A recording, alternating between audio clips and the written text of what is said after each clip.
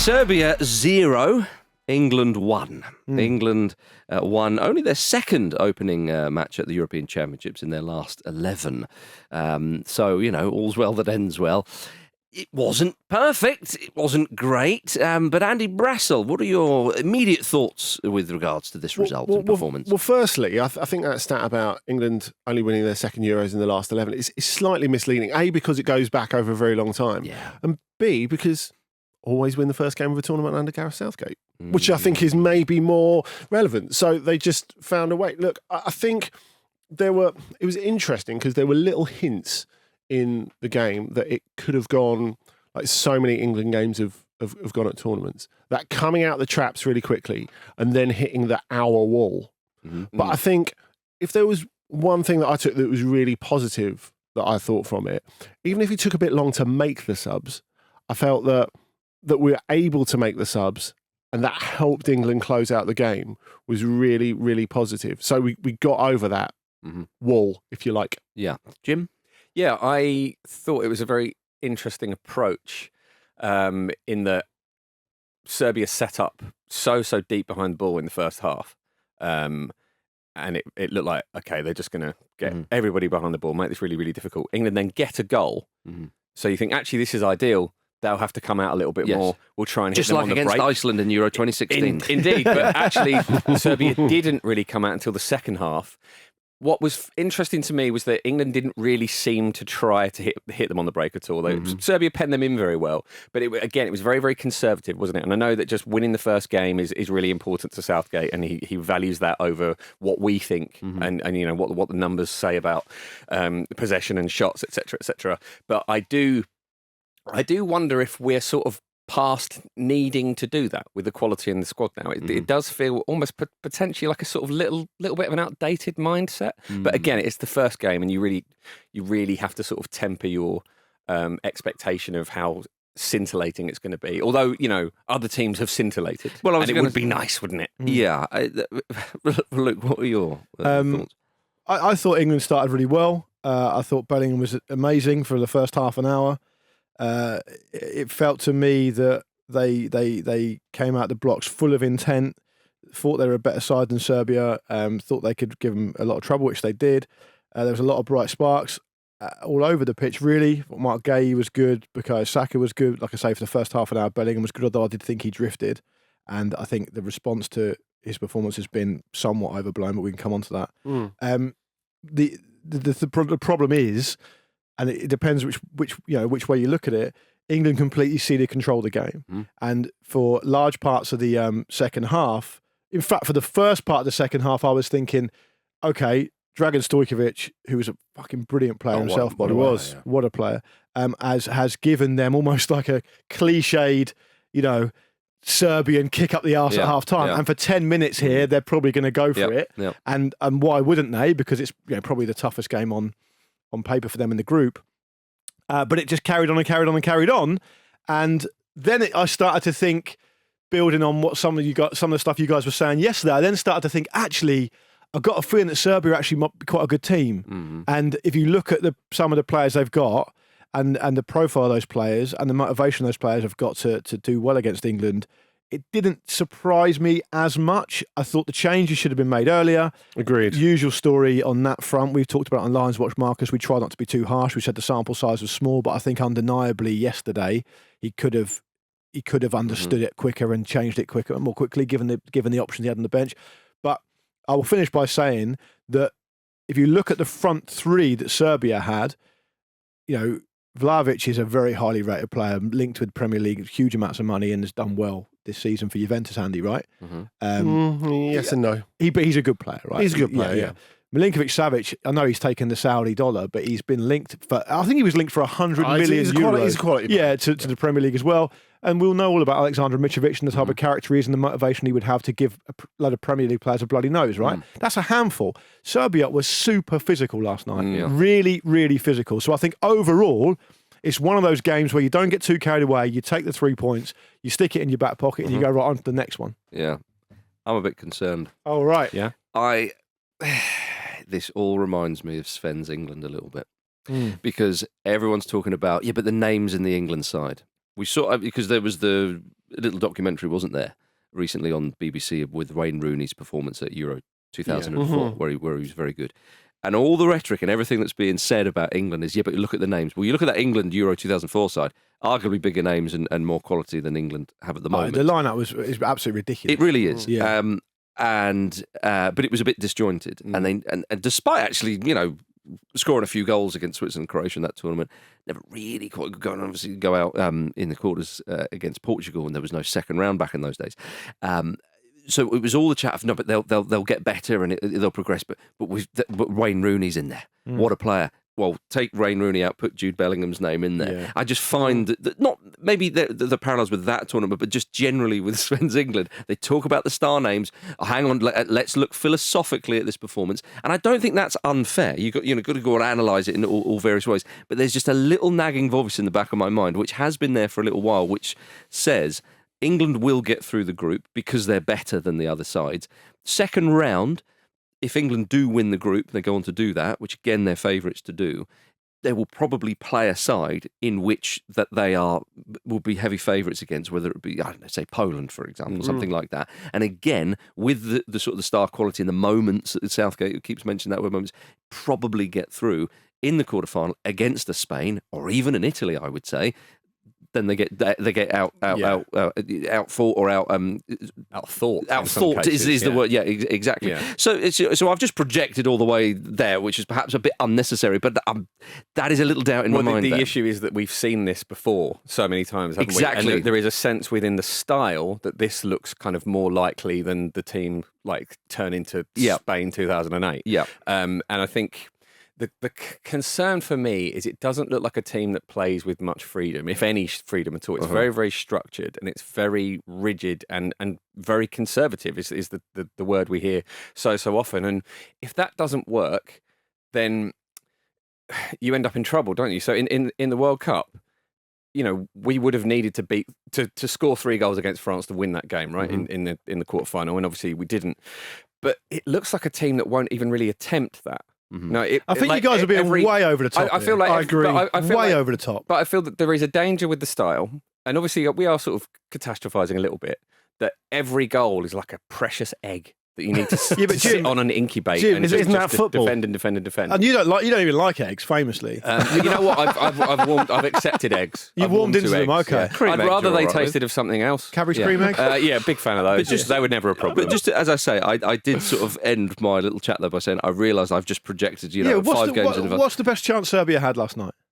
No, I think that's the important thing. If you look at the defence that England went in with, and if you look at the games yesterday in general, everyone's been talking about how the Netherlands have got the best defence.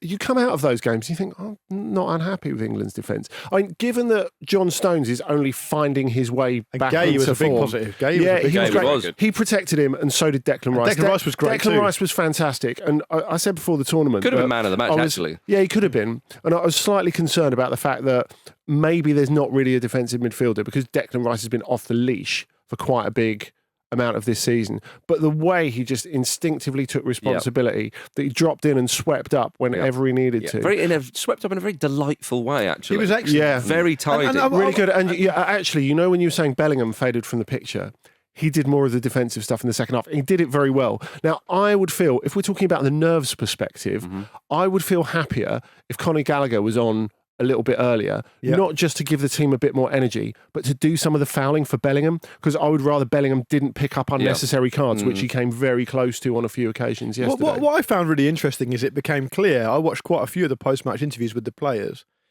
and Bellingham, but he's the type of character that maybe you'd expect that, Trippier as well, one or two others, they seemed quite surprised at the line of questioning from the journalists, to a point where I think they might have had a completely different impression of how they performed. Well, I agree. They enjoyed the winning. And if that's the case, then you've got to kind of give them the benefit of the doubt to an extent. And I'll tell you why. Serbia want to win. Serbia are coming out there to do well. And if you can accept, and we've only got 2 games to go on in this group, but if you can get on board and accept that Serbia are the second best team in this group, which they might, I think they probably are. Yeah, I would agree with that, right? Then they're going to have moments. Mm-hmm. And England limited them to. It wasn't. Here's where I diverge from you on the strength thing, and I know it's a small sample size. Well, again, I stress it was just a little niggly-naggly. But allow me to allay that niggly-naggly doubt in your mind. Thank you. Which I know can be a very complicated place in an international tournament. It's more basic than you might think. is that with the Sven's thing? It always felt like some event would happen. Mm-hmm. Or maybe not even a trigger event, it would just start to happen that England would completely lose control and be cast adrift, and it would be chance after chance after chance they would concede. They couldn't get a handle back on the game at all. Exactly. There's a difference between ceding possession and ceding control. And I think last night, we saw a fairly decent side in Serbia, and it wouldn't be a surprise to anyone if they beat Denmark and Slovenia, right? Getting a foothold in the game in a way that England were almost it was a bit like England were a bit behind their jab. They had more range. Yep. They were keeping them off them. It wasn't like they were getting stung, buzzed with massive shots. No. If it was a boxing match, it was just like, that's fine. Even the shot that Serbia had officially on target, which is the only shot they had on target, I actually think was going over the bar. Pickford saved it, but it was probably going over the bar anyway. If you take all that in the round, I mean, it's not that bad, honestly. Oh no, but neither of us are saying it's bad. I think you both like Eeyore. Jim, you've been Eeyore all morning. Absolutely not. Look, I don't really care if it's boring and Andy's like Winnie the Pooh, t-shirt and no trousers on. We're not supposed to share those. No, what we do in the studio. I mean, it's not that it's. I'm not looking at that thinking, oh God, we've not got a chance here. It's just that it's the conservative nature of it is something that we've seen so many times before. But the positives of that, of course, are that we got a proper look at what that defensive unit is going to be like under a little bit of pressure. You're also it's a very sort of new lineup. But Jim, you're also ignoring the first half an hour of the game. There was nothing conservative about the first half an hour of the game. I'm not ignoring it. I'm not talking about it. Well, look, that wasn't conservative, though, was it? Well, look, you can argue the toss. No. But the point is that if you're 1-0 up, you're vulnerable, right? And you are going to need a second goal at some point. Kane was very close, wasn't he? He was very close. And I'm not saying he wasn't. But he doesn't score in the group stages. Don't worry about that. He doesn't need to. It's beneath him. Exactly. It's like winning trophies. It's beneath him. Yeah, do not play him in the final. Yeah, for crying out loud. The thing is, I mean, look, after the game, Gareth Southgate said he was happy that England had to suffer, and they will benefit from it. And actually, I think there's something in that. With the loss to Iceland pre-tournament, whatever you want to say, maybe that sobered a few people up with regards to it. I don't know. But this game, it is an interesting one. You can work on defensive shape. Yeah. But the one thing that I was concerned about, and Rio Ferdinand highlighted this, is how England responded to when they ceded control.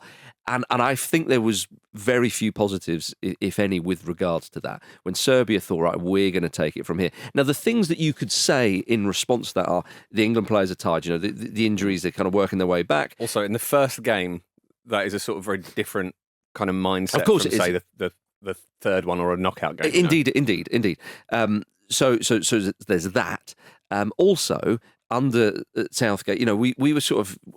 Sometimes we're remembering when England knocked 6 past Iran in the last major tournament. You think, well, more of that, please. Whereas actually in the Euros, they beat Croatia 1-0, although I thought England were much better in that game than, say, they were against Serbia. Then there was the draw against Scotland, and then they beat, I think it was Czech Republic 1-0. Yeah. So again, only 2 goals in 3 games. This felt like England's second game in the group that happened at the World Cup, the 0-0 with the US, the 0-0 with Scotland. You also, Marcus, I'll just back you up on that. Where England, as you just said, just play the jab, Lennox Lewis jab, keep them at arm's length rather, and our quality will sort of shine through, or at least make sure that we don't have a disaster. Also remember, England's this kind of group stage stuff with England under Southgate is informed by that stuff you're talking about, the Panama game, the Iran game. You don't get as many of those games in the Euros. The standard's higher. You're going to get 1 or 2 teams who qualify and do really well to qualify and may get whooped because they freeze, like Scotland did on the opening day, right? Yeah. Generally speaking, it's not so much now. There's 24 teams. When it was 16 teams, it was almost like the cliche, there's no easy games because the standard was really high. Cool. So you got to bear that in mind as well. You do. England absolutely destroyed Panama in, it was 2018. There's no Panama But in the Euros. the last World Cup as well, they absolutely hammer Iran, which was it seemed to be like suddenly the Euros game in Panama. Though. Yeah, well, yeah. It seemed to suddenly open up and boom, they did it. Then there was that disappointing draw against the US, and then they hammered Wales 3-0 because let's be honest, Wales, similar sort of footballing culture to England, they were just there for the taking. Yeah. So why on earth would you not do that? So I understand that often slow and steady wins the race to start with, and you do have to start sprinting when it matters.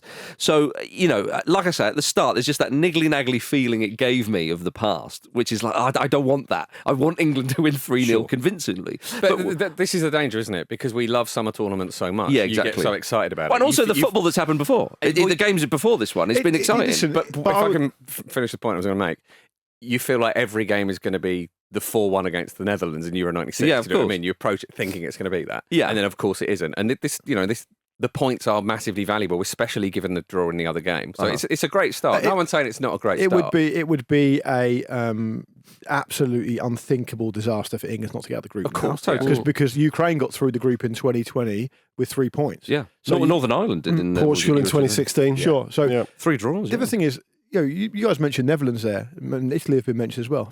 Both suffered scares against teams they should have beaten. But I think the difference was, though, in those games that when Italy, when they got control, which was after a few minutes, they scored 2-1. Italy had control. Donnarumma makes the save at the end, but that seemed like a total anomaly. Italy looked like they were in control, and it looked quite calm, whereas England didn't have that. I think Serbia are a better side than Albania. So that it's the ceding of control where I have my concerns. And again, as Ferdinand said, how they responded to that. But I think even though it wasn't ideal, the fact that I think in previous tournaments they wouldn't have dealt with it as well as they actually did on this occasion. I think that's fair. Like I said, I think Gallagher and especially Jared Bowen were the right subs, even if they were maybe 10 minutes too late, and they made a discernible difference. So I think that's definitely a positive to take. Yeah. Dusan Tadic summed it up. He said England have big names, but they give the opponent a lot of space. We could have hurt them. You didn't. I thought so it doesn't matter. I thought he summed it up when he said it would have been different if I'd have started I'm the team's best player, which was about. I'll be honest with you. I was delighted when he didn't start. Yeah. And I was concerned when he came on. But they didn't hurt England. He made a difference. Yeah. Yeah. But as Jim said, if you don't kill a game off, then you're suspect. But let's talk about some more individual performances. Bellingham was man of the match. People waxing lyrical over him, understandably. What do you think of Trent Alexander-Arnold in the midfield, Luke? Yeah, I thought he was decent. I thought he was pretty good. Having said that, I think the game became quite quickly a game that wasn't a game for him. And so I would like to have seen Gallagher come on earlier. Producer Rory talked about it in the WhatsApp group, saying that he needs to bring Gallagher on. You need to get some more thrust. I think a lot of people agreed. Yeah, and that's not a criticism of Trent Alexander-Arnold at all. I thought he was, pretty positive. Some of the best moments were around him. I thought he was. I actually think, given that the game was won, and given that he had a good positive impact for the most part, I think it was a game. It was a selection kind of flashpoint that Southgate had to make, and I think it worked because they won the game. On the Bellingham thing, talking of individual players, we need to be a bit careful. I think we do this because I don't think that he's done anything wrong, and I think that he faded from the game, and that can happen, and that's fine. And he was unbelievably good for the first half an hour. He looked like the best player in the tournament. Him and probably Tony Kroos so far for half an hour. That's probably going to be more important later in the tournament. He needs to be able to do it for longer than half an hour. Yep. I don't know what his fitness is like, but he speaks really well and he always carries himself well. He's done nothing wrong. I want that absolutely clear. Yeah. But the way the mainstream media are approaching him is becoming embarrassing. Yes. And it needs to be kind of tempered a bit. I think he can deal with that. I don't think that's such a big deal. And also, I would take issue with the idea that he faded from the game. I think he took up a different role as the game got deeper. And I think Trent Alexander-Arnold is part of that. Because when England are playing well and when they're on the front foot for the first 30 minutes, he's great to have because, you were saying how you want to see England, Jim, and the fact that they started out with almost this back three and you have Alexander-Arnold as almost a right wing back at the beginning. You're thinking, the flexibility is fantastic, and we're getting at them, and it's really exciting. And then you get the bit where he gives away the ball in front of his own penalty box, and Mitrovic nearly scores in a first half in which Serbia basically had no chances apart from that one that he created for them.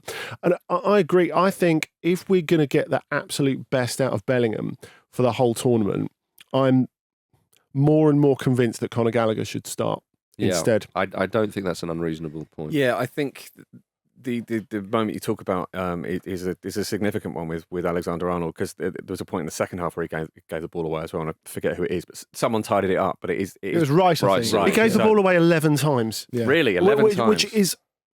I don't know. You cannot sustain a winning campaign. I mean, like that's that. a lot, isn't it? So the thing is, in the knockouts, in the right towards the end of tournaments, single moments like that matter massively, like absolutely massively. Agreed. If one of those is going to get punished, but if that sort of rate is consistent. But I would say Gallagher's not particularly great at sort of keeping the ball and actually making that many passes. Yeah. So I think again, that is the area. It is a gamble, isn't it? He's got a better sense of defensive responsibility in a central area in the pitch. But to me, sorry, Marcus, but to me, the point you're making about Alexander-Arnold there, you're missing out part of the story, which is that look at the players he's got around him. Rice, Stones, Gay, whoever. He's being asked to take chances, right? And I think you've got to judge him on that standard. You've got to say, if you're going to put Trent Alexander-Arnold in there to make things happen, he's gonna try and make things happen. Yeah, and he's got Rice and Bellingham to mop up around. Exactly, him as well, it's going to be inflated. It's the Kevin Peterson factor, isn't it? But I really just want to make this point about the Bellingham. Yeah, he would hope not. Yeah.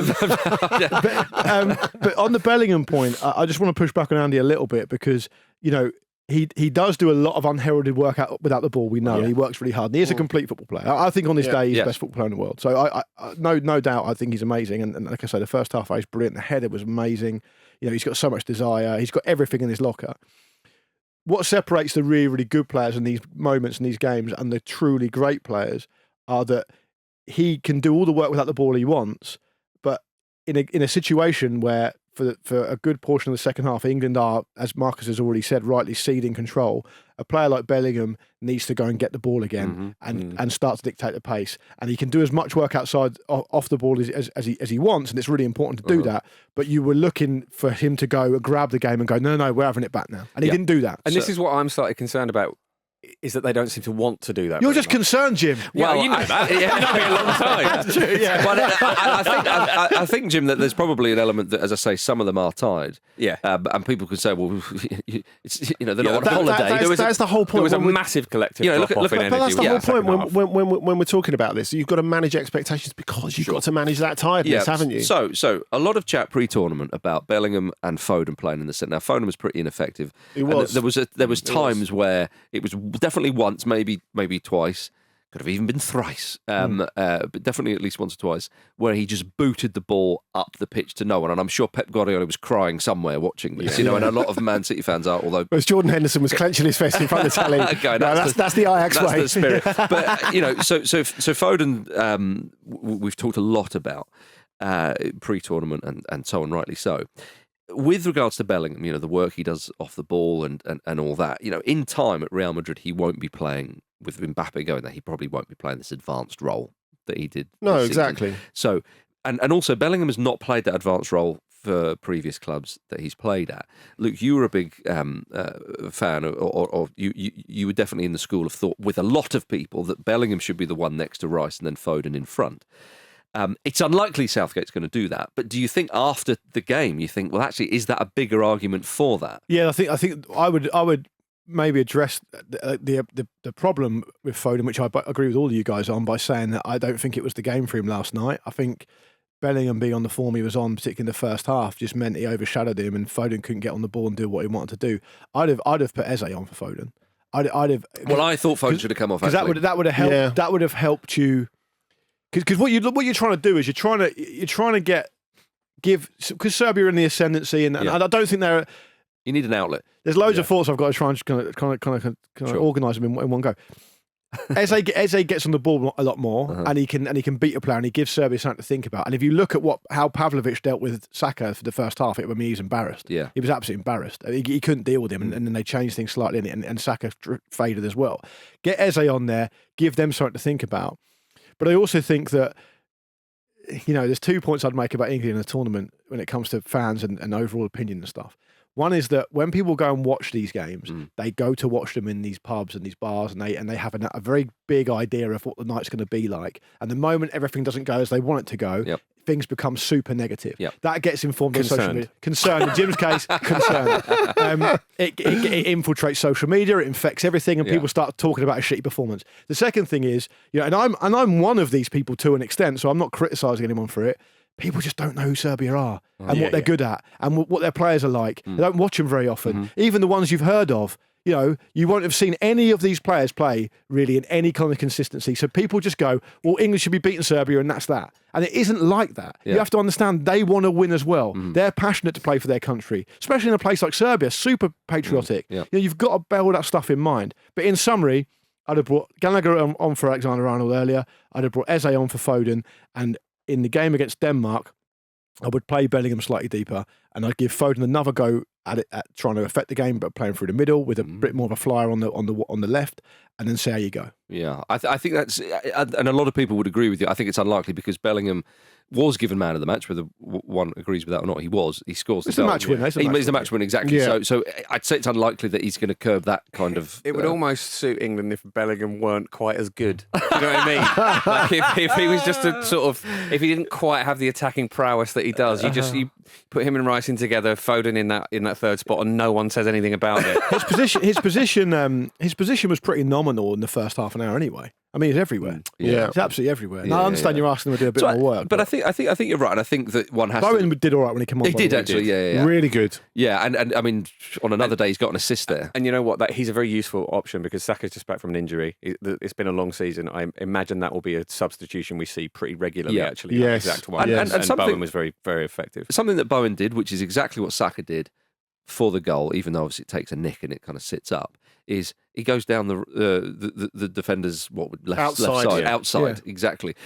So many times we see wingers cutting inside, and that's fine. I totally get that, but it's so lovely. Bowen can go both ways, and so can Saka as well, and that's such a handy weapon. Defenders hate it. They do because you just don't know. Even if you can fend it off 2 or 3 times in a row, it's still really difficult to do it. Exactly. The goalkeeper's save from Kane's header is the save of the tournament so far. It was a wonderul save, and it may well be the save of the tournament overall. Yeah, exactly. Incredible. So I think to look at it philosophically, as you have done, sort of largely Luke and Andy there, I think that's probably right. The first game, Italians will grow into the tournament, and we have seen England be sort of a bit slow before with Southgate at the previous Euros. But you're right to say that Serbia didn't really carve out too many chances. Yes, on another day, ball falls, but actually England were the ones who carved out the better chances. There was one that flashed across the box from Walker. There's all sorts of stuff going on. Yeah, exactly. And with Kane, just to finish on a quick note for Harry Kane, his performance was heavily criticised, although I thought that was stupid. He was really important in the last 20 minutes. Fouls, all the free kicks he won. Totally, yeah. He's won an incredible amount of fouls. He's clearly been told to do what everyone else wants him to do, which is start the pitch, and then he does that, and everyone criticises him for not being involved enough. And on another day, that's a goal. It's a brilliant header. It's really unfortunate. So I think that's nonsense. Big highlight from me, if I may, was there was a point in the second half where Jordan Pickford got a huge punch on a ball, and the look on his face, he was like a guy smacking one of those arcade punching machines. He was on an exactly like that. He was having such a great time just lamping it. Were you concerned? I wasn't. No, I was thrilled. You're concerned for the arcade machine next month or whatever it is he goes on. You obviously should have caught it as well. Yeah. It was in the air for ages. Yeah. He had nothing to do. Yeah. For what it's worth, if you do that in the arcades at Whitley Bay, which I'm sure Jordan Pickford is aware of, you can win a soft toy of Tyson Fury. There we go. That's nice. Worth letting Pickford know about which that. I think one of the Serbs, pretty sure a sub-goalkeeper, looked a bit like Tyson Fury on the sidelines. He did actually. In summary, people listening to this who are England fans, just relax. It's fine. Just don't let it ruin the rest of your week. We'll go again soon. It was a win. It's a clean sheet. It's fine. Relax. It's absolutely Drink fine. lager. Yeah. Relax. I think sit down. I think I need to quote Neil Warnock again, don't I? Yeah. Have a bit of faith, everybody. Yeah, exactly. All right. Yeah. Right. Poland 1. The Netherlands 2. Or Holland, as some people. It's just Netherlands, isn't it? I don't think it's the Netherlands. David Moyes insisted on calling them Holland. What's he doing there, David Moyes? Well, he's got nothing else to do, has he? What's he doing there? I quite like his summer wardrobe. I do as well. Yeah. I've got no problem with the guy, but nothing is ever... Why is he doing his job? No, it's not. My point is, it's not... But even a lot of the Dutch fans do call themselves Holland. Like Hup Holland Hup is one of their Holland. No, but I didn't Yeah. say it wasn't Holland. I said it's not the Netherlands. It's just Netherlands, is what I was saying. Okay. It's a separate point. Yeah. Well, it is Luke the Netherlands. went home Do you to get that want me answer. to tear some strips off David Moyes or not? Not really. All right, carry on then. I genuinely don't feel this is the time or place Fine. to do it. I just think he's only doing it because he wants another job. job and he wants to stay in the shop window for a summer. Yeah. But that's not what it should be about, is it? Oh, it's transactional. People understand what it's about. It's fine. Exactly. Yeah. I've sat next to pundits when Alex McLeish has been texting them asking them to be mentioned. Oh, big X in Germany. Did you see him? Yeah. Oh, of course he is. He looked like the bouncer of your local pub who has seen everything. Yeah. Oh dear, managing Rangers and Scotland will do that to you. Yeah. Now then, back to the Dutch playing against the Polish. Okay, Wout Weghorst obviously scored the winner with his first touch. Talking of potential bouncers. Indeed. He's on in the pitch for just over 2 minutes. Love it. Yeah. Proper superstar. He's just- He's just got himself a move to Vincent Kompany's Bayern Munich with that. That's right. I'd say Well, they've just got rid of Eric Maxim Choupo-Moting. Yeah, they need another one. They need a replacement, Andy. 7 goals in his last 11 matches for the Dutch. Can you imagine what his YouTube channel would look like and the theories he would spread if he was getting paid 10 million euros a year? Oh my God. Still technically a Burnley player. Yeah, he is. I was sitting next to an unnamed Norwegian pundit watching this game. Okay. And I wonder who that is. The moment Weghorst came on, he's like, right, I'm going to get some money on him to score. Right. Great. 130 quid later. Wow. I mean, that's amazing. Surely that's a bit of that's an obvious one, isn't it? Considering his impact he's had. Yeah. I mean, most notably in that. I don't think he's taken his fingers off his phone by the time that Weghorst had scored. You know, the thing about Weghorst is he obviously much derided, didn't score many goals at Man United. Who cares? Blah, blah, but he was busy. You know, he did a lot of nuisance value stuff. Yeah. He does the basic stuff pretty well. I think that's the interesting thing. That was a really good striker's near post run, nice finish. It was a lovely- Don't overthink it. Do you know what I mean? It was totally, and it's what they needed at that moment because my God, they made heavy weather of this. Yeah. When you bear in mind that this is a Robert Lewandowski-less Poland. Yeah. I mean, I was really impressed with what Poland were able to do, actually. But I mean, the Netherlands created a lot of chances, though. They had. True. Poland grew back into the game very well, didn't they? When it looked like they were just dead and buried, and the Netherlands were basically only standing in the way of themselves scoring a lot of goals. But they did come back into it, and actually, it felt a bit like the sort of performances we've expected from Poland in the past, but not really seen. You know, they come in with like modest expectations, but expectations all the same because they have a player like Lewandowski. Yeah. Then it doesn't quite click and it's all a bit stodgy and it's just all a bit boring and disappointing. They look like actually quite a dynamic, fun team without Lewandowski. Yeah. And Very suspect at the back, though. yeah, with the oh, chances. absolutely. But it was a shame for them, I think, that they couldn't see that out and couldn't make a little bit more of it. And Well, they'll take the positives. It's an unfortunate performance in which It to is. not have Lewandowski as well. Yeah, of course. I mean, they will take the positives from that, of course. I mean, it's fair to say they have some trickier opponents coming up. But it was a good game to watch, and I think that's one of the things about England. Actually, just very briefly going back to them is just actually the game was stodgy and it wasn't particularly exciting. Whereas a lot of the games care before about that this- when it's your team. No. But I think that's it. But a lot of the games before that one have been very exciting. This one only 3 goals, say only. But I mean, my goodness, you couldn't. There could have been a lot more. You couldn't take your eyes off it. Yeah, there could have been a lot more for sure. Yeah. But I think that's the interesting thing, isn't it, about Weghorst? Like, you can see what the Netherlands are trying to do throughout the game. They managed not to take those chances. They managed not to be in front. And then you have this guy who, in many ways, is quite anachronistic to Dutch football, isn't Definitely, he? yeah. You know, there are a lot of people who are like, yeah, and not in the Netherlands team for me, not in the Dutch team for me. And he just consistently just defies expectations. Was there any opposition to him being named in the squad? Well, obviously, certain Dutch traditionalists are not fans. It's fair to say. But look, you can't argue with the way he affects games. I mean, when you get the Netherlands scoring an equaliser at a major championship like they do against Argentina at the 2022 World That Cup, was class. you know, it's amazing what he's able to do. Look, I think the Netherlands have got a lot of good constituent parts, but it feels to me that they're quite a long way from knitting that into an effective collective. Like, if you ask me which of the coaches did a better job yesterday, I would definitely say Probeers. With what he had, I think he affected the game really well at half time. You know, if you think they took off Szymanski, who's been brilliant all season for Fenerbahce, and Jakub Moder, who's not really played that much football, obviously, in recent years. And he really affected the game in the second half. He was brilliant, Moder, I think. And then Koeman, I don't know if he's busy doing something else Well, he was rather than thinking about. He was having a little pick, wasn't he? Yogi it loved was, himself. yeah. It He was did. a little Trying bit to pick of a- himself a winner. It wasn't the full Yogi love. was it? Well, it was still a Louvre moment. It was Andy. disgusting in a different way. Yeah. Well, there was no Andy, ball come on. touching, was there? Andy, he picked his nose and then licked his fingers. Yeah, on telly. On the Sure, telly. but there's no. Andy, do you know what you've done that's annoyed me there, Andy? Go on. Is you've made Jim say that. Yeah, we all know what happened.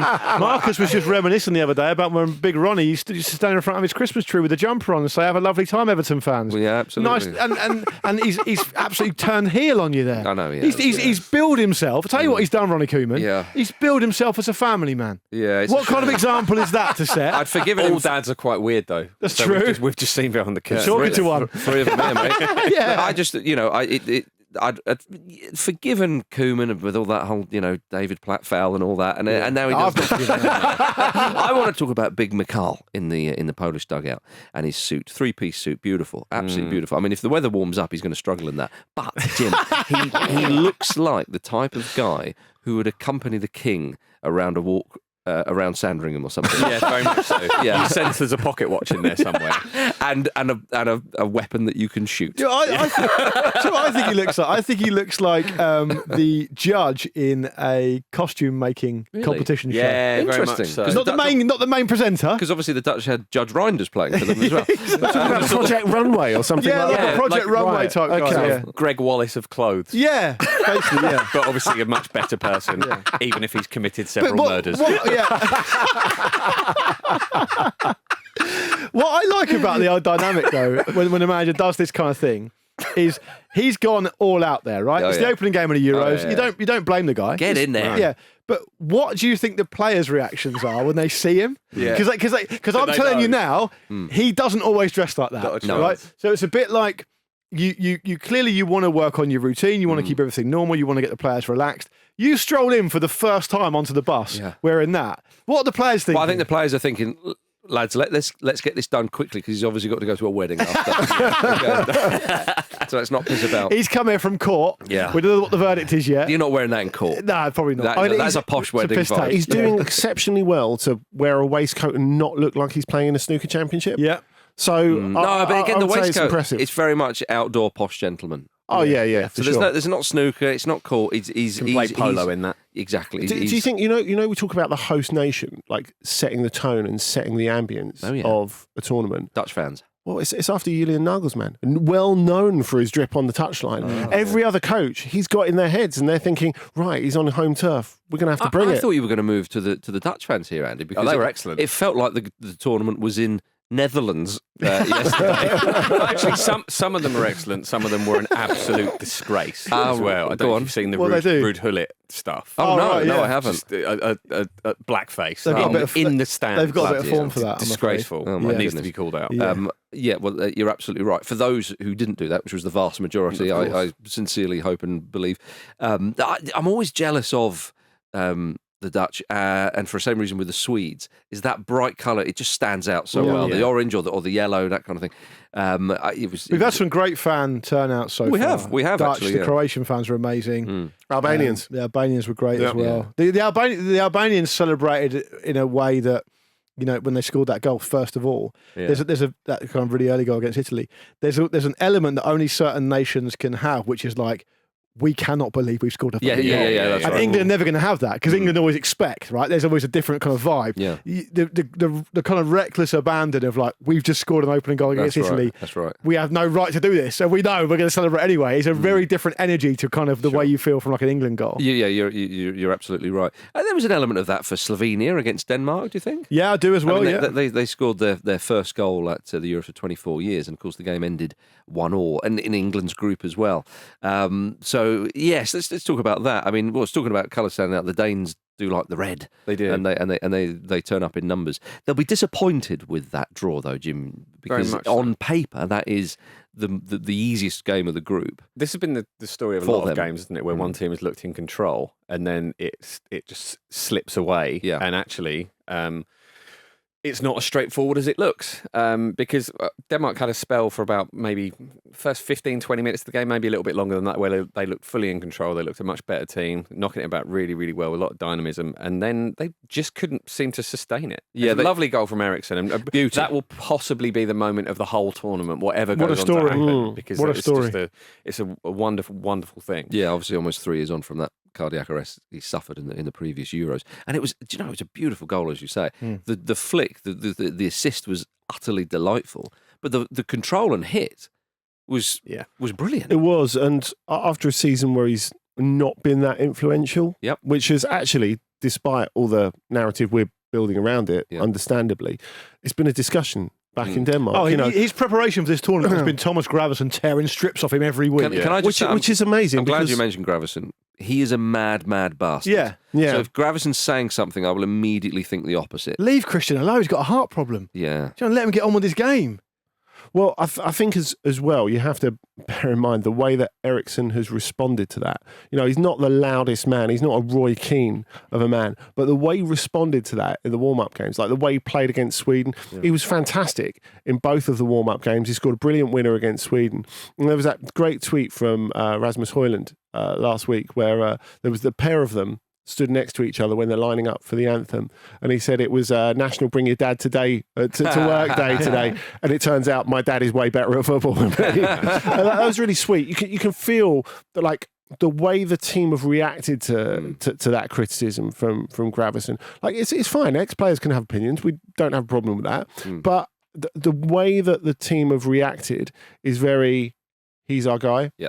And it's really quite beautiful. And he's responded to that in the only way he knows how, which is being really brilliant. And the first thing I thought, Jim, when Eriksen scored that goal, is it's a bit of a waste that he hasn't been playing this season. I really want to see him playing consistently for someone next season, whoever that might be. It's a poor fit for him now, United. Yeah. In the stage of his career he's in and the state they're definitely. in. I mean, because the reason for that is, whichever direction Man United go in now, it doesn't look like good news for him, because they're either going to replace players and they've got capacity to pay money. Yeah, but I think let's strip it back and say no one gets better there. And like, you know, I think... But he's unlikely to get better now at the stage of his career he's in anyway. Yeah, that's right. But I think people do still look at him through the prism of what happened 1,000 days ago, or 1,100 days ago, where actually he's just not in an environment, as you say, where he can particularly succeed. And a lot of players are in that boat. We just look at him differently because of that life-changing experience, which is understandable. And we sometimes see with players, don't we, experienced players, they can see international tournaments, international breaks as almost like a bit of a release for them. Right, I know where I am with this. I know I can perform. I've got X amount of caps under my belt. Yeah. I know what's expected of me. People look to me and I want that responsibility. And that seems to be what happened with Eriksen. On the Slovenia side of the ledger, they just look a bit like, Old Black is Gandalf. Yeah. And Šeško is Aragorn. Like, he's slaying all the enemies, and Old Black's at the back saying, "You shall not pass." Yeah. Sure. And that may get him through, but it probably won't. Yeah, I thought a lot of that with all the rest Denmark, of them are fucking hobbits. Like, I mean, Oblak did make one unbelievable save, didn't he? But there was a lot of it where you're thinking, you know, you're going to have to do a bit more of that to beat Oblak more than once. He's I don't know if he's in the best form he's ever been in. I haven't watched him enough, but when he's brilliant, he's quite simply one of the best goalkeepers I've ever seen. He's incredibly good. I was glad that you made that save, because for when you're your country's best player, possibly best ever player, or you remember what was his name, Zlajovic, or Zlatko Zlajovic. Zlajovic, yeah. So he might argue that point, but you know, Slovenia haven't produced many world class players. He would definitely argue that point. I was about to say, yeah, and scored goals at the Euros, of course, in that very entertaining game years ago. But when you're a goalkeeper, stand-up player, obviously your moments are restricted. You know, what you can't affect the game as exactly. much. So to be able to in the opening game of the Euros, it's a rare thing that they're at a major tournament anyway. And he gets a moment where everyone will go, "Oh, what a say!" You know, that's our man, kind of thing, which was lovely. The other player, of course, that's talked a lot about with Slovenia is Šeško, who rattled the post, and I mean that would have been incredible. He had a good last half hour to the game, didn't he? Yeah, he had a really powerful shot in the first half as well. There are sort of flashes of what he can bring there, and just the size of him is just such a handful, isn't it? And I think it's rare that you see a player like that, a striker like that is so two-footed as well. Very impressive. Yeah. So he may well give the others in the group a bit I also felt, I don't know if it was, maybe it was different when he was at Atalanta. Andy, you probably know better than us, but Rasmus Højlund's head doesn't look as big in a Denmark shirt. As it does It's in a good. Man We need United to keep a shirt. watching brief on that, Jim. Actually, Yeah. that's important to know. Yeah. Because one of our Ramble Euros predictions this year is who looks like they've got the biggest head, and Højlund was right up there until now. I think that's an interesting point because if you look at Kasper Dolberg's current haircut, it looks as if he's tried to grow his hair into this mullet to make his head look bigger in the kit, maybe. I'm having a look. I'm gonna have a look at him now. Yeah, I know what you mean by that. Yeah. I do know what you mean by that. Yeah. Well, as Luke says, we'll Nicholas keep it. Bentner's. I mean, talking of Danish players, Nicholas Bentner's haircut is incredible. Yeah. Oh, that's a classic 80s mullet because a lot of players in this Euros, they're doing this very sort of, modern sort of footballer mullet, aren't they? Yeah. Where they've just shaved the sides, but it's not really quite hairy enough at the There's back. this sort of like Miami samurai, isn't it? It's amazing. There's two directions like a proper mullet can go in. It can either go German. No, well, Okay. well, yeah, okay, maybe three then if you're going to go German. That needs to be accompanied by a mustache, really. The two main directions in modern life, in my view, based on what I can see, are you go deep south, kind of redneck, Yep. American, or Australian punk band. Okay. It's Yeah. one or the other. And Bentner's very Australian punk band at the moment. He looks like, I don't know, he looks like he should be in like dungarees with a blunderbuss, doesn't he?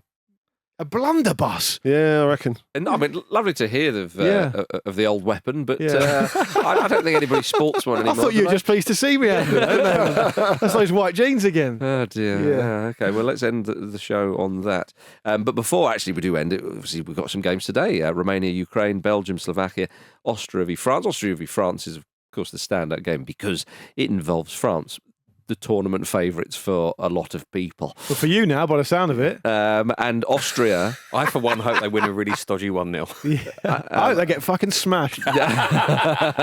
but also they are playing Ralf Rangnick's Austria, which again... Very, very hard opener, I think. Yeah, so you're going this... I think Austria are quickly becoming the hipsters' favourite.